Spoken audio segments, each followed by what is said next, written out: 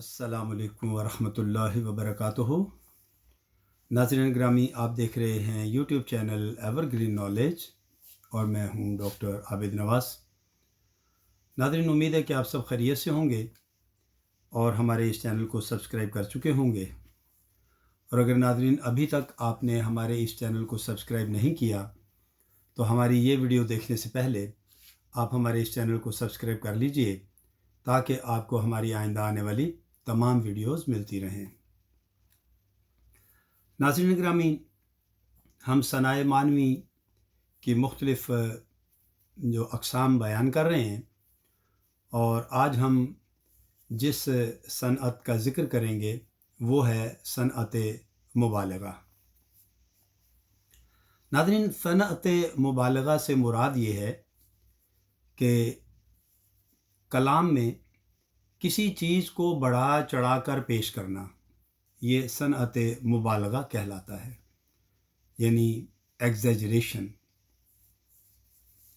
ناظرین، شعر میں زور بیان کو بڑھانے کے لیے اس صنعت کا استعمال کیا جاتا ہے۔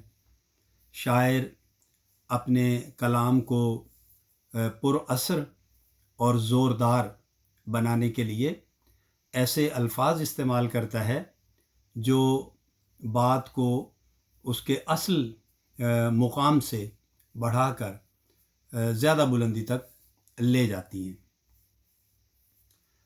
دبستان لکھنؤ کے شعراء، خصوصاً میر ببر علی انیس نے اپنے مرثیوں میں صنعت مبالغہ کا کثرت سے استعمال کیا ہے، کیونکہ اس میں ایک تو وہ اہل تشیع سے چونکہ ان کا تعلق تھا، اور دوسرا یہ کہ امام حسین علی مقام علیہ الصلاۃ والسلام کی عظمت اور شان کو بیان کرنے کے لیے انہوں نے انتہائی خوبصورت انداز میں اس صنعت کا استعمال کیا۔ اور میں سمجھتا ہوں کہ حضرت امام حسین علی مقام علیہ الصلاۃ والسلام کی شان کو بیان کرنے کے لیے مبالغہ بھی در حقیقت میں سمجھتا ہوں کہ کم ہی ہے۔ آپ کی شان تو وراء الورا ہے۔ بہرحال میر ببر علی انیس نے امام علی مقام علیہ الصلاۃ والسلام کے مرثیوں میں آپ کی شان اور عظمت کو بیان کرنے کے لیے صنعت مبالغہ کا بہترین استعمال کیا ہے۔ اور علماء اہل سنت والجماعت نے بھی کیا خوب فرمایا ہے کہ نبی کریم صلی اللہ علیہ وآلہ وسلم کی شان اور عظمت کو بیان کرنے کے لیے دو باتوں کا خیال رکھا جائے۔ ایک تو یہ کہ انہیں خدا نہیں کہنا، اور دوسرا یہ کہ انہیں خدا کا بیٹا نہیں کہنا۔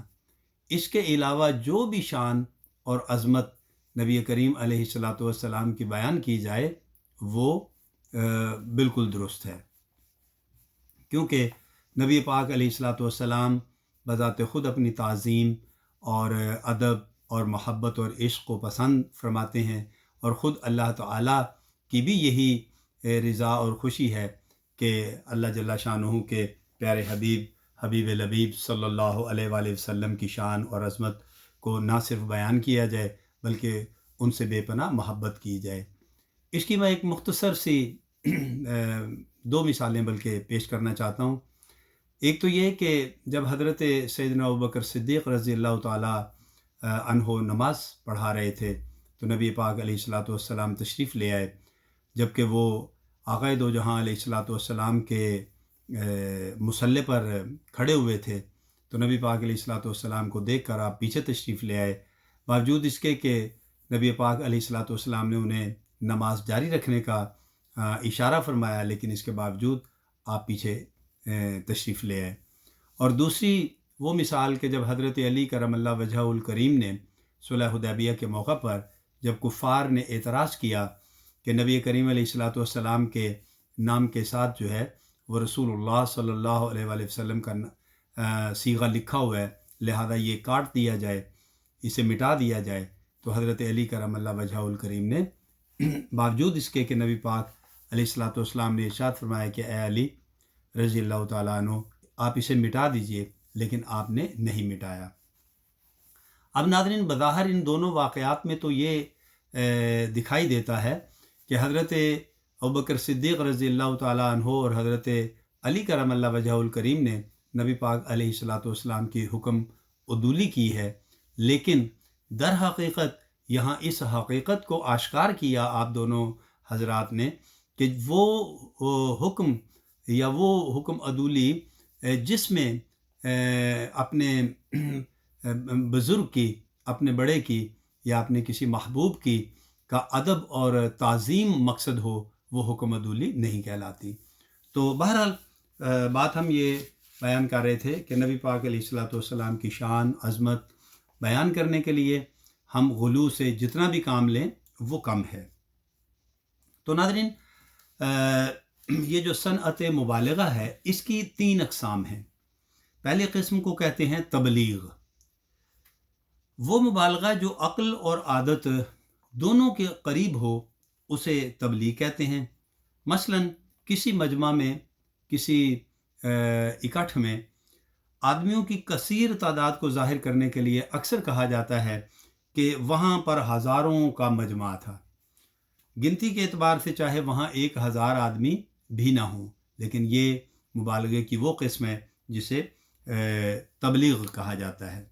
اب اس کے لیے ہم ایک شعر کی مثال پیش کرنا چاہیں گے کہ وعدہ شام پہ کی ہم نے ابس جاگ کے صبح، وعدہ شام پہ کی ہم نے ابس جاگ کے صبح، وہ اسی وقت نہ آتے جو نہ آنا ہوتا، وہ اسی وقت نہ آتے جو نہ آنا ہوتا۔ اور دوسری قسم ناظرین اس کی ہوتی ہے اغراق، مبالغہ کی وہ بات جس کو عقل تو قبول کرتی ہے لیکن عادتاً ایسا نہیں ہوتا۔ مثال کے طور پر زرہیں تنوں میں مثل کفن چاک ہو گئیں، زرہیں تنوں میں مثل کفن چاک ہو گئیں، ایک آن میں صفوں کی صفیں خاک ہو گئیں، ایک آن میں صفوں کی صفیں خاک ہو گئیں۔ یعنی زرہیں کہتے ہیں لوہے کا وہ لباس جو جنگ میں مجاہد پہنتا ہے، اور تن سے مراد ہے جسم۔ تو یہ شعر جو ہے یہ اغراق کی ایک قسم ہے کہ اس میں شاعر نے جو خیال یا تصور پیش کیا ہے وہ اسے عقل تو قبول کرتی ہے لیکن عمومی طور پہ ایسا ہوتا نہیں ہے۔ اور تیسری مثال ناظرین صنعت مبالغہ کی وہ ہے جسے ہم غلو کہتے ہیں۔ غلو وہ بات، غلو سے مراد ناظرین وہ بات جو عقلاً اور عادتاً دونوں اعتبار سے ناممکن ہو۔ اب اس کی مثال بھی سن لیجئے۔ میر بابر علی انیسی کا شعر ہے جو انہوں نے ایک مرثیے میں لکھا ہے، حضرت امام حسین علیہ مقام کا مرثیہ ہے۔ لکھتے ہیں گرمی سے مضطرب تھا زمانہ زمین پر، گرمی سے مضطرب تھا زمانہ زمین پر، بھن جاتا تھا جو گرتا تھا دانا زمین پر، بھن جاتا تھا جو گرتا تھا دانا زمین پر۔ تو یہ میر بابر علی انیس کا لکھا ہوا شعر ہے جو غلو کی بہترین مثال ہے۔ اور ایک اور شعر ہم پیش کیے دیتے ہیں، امیر مینائی کا شعر ہے۔ لکھتے ہیں کیا نزاکت ہے جو توڑا شاخ گل سے کوئی پھول، بہت ہی خوبصورت شعر ہے ناظرین۔ کیا نزاکت ہے جو توڑا شاخ گل سے کوئی پھول، آتش گل سے پڑے چھالے تمہارے ہاتھ میں، آتش گل سے پڑے چھالے تمہارے ہاتھ میں۔ کیا خوبصورت نزاکت پیش کی اپنے محبوب کی۔ کہتے ہیں کہ میرے محبوب کے ہاتھ اتنے نازک اور اتنے نرم ہیں کہ میرے محبوب نے اگر پھول بھی شاخ سے توڑا تو پھول کی سرخ پتیاں جو ہیں وہ گویا آگ کی مانند ہوتی ہیں، دہک رہی ہوتی ہیں۔ تو میرے محبوب کے ہاتھ اتنے نازک ہیں کہ پھول کی پتی کی جو اس سے جو دہک رہا ہے وہ اس کی جو گرمی ہے اس سے میرے محبوب کے ہاتھ میں گویا چھالے پڑ گئے۔ تو یہ غلو کی بہترین مثال ہے۔ تو ناظرین اس کے ساتھ ہی ہم اپنے لیکچر کا اختتام کرتے ہیں۔ امید کرتے ہیں ہمارے آج کے لیکچر سے آپ نے کچھ نہ کچھ ضرور سیکھا ہوگا، اور آپ ہمارے اس ویڈیو کو لائک بھی کریں گے، شیئر بھی کریں گے، چینل کو سبسکرائب بھی کریں گے، اور ویڈیو کے بارے میں اپنی قیمتی رائے سے بھی آگاہ کریں گے۔ ناظرین اس کے ساتھ ہی ہم اجازت چاہتے ہیں۔ اگر حیات و صحت نے اجازت دی تو آئندہ ویڈیو کے ساتھ بہت جلد آپ کی خدمت میں پھر حاضر ہونے کی کوشش کریں گے۔ تب تک اپنا اور اپنے پیاروں کا بہت خیال رکھیے گا۔ اللہ ہم سب سے راضی ہو. فی امان اللہ.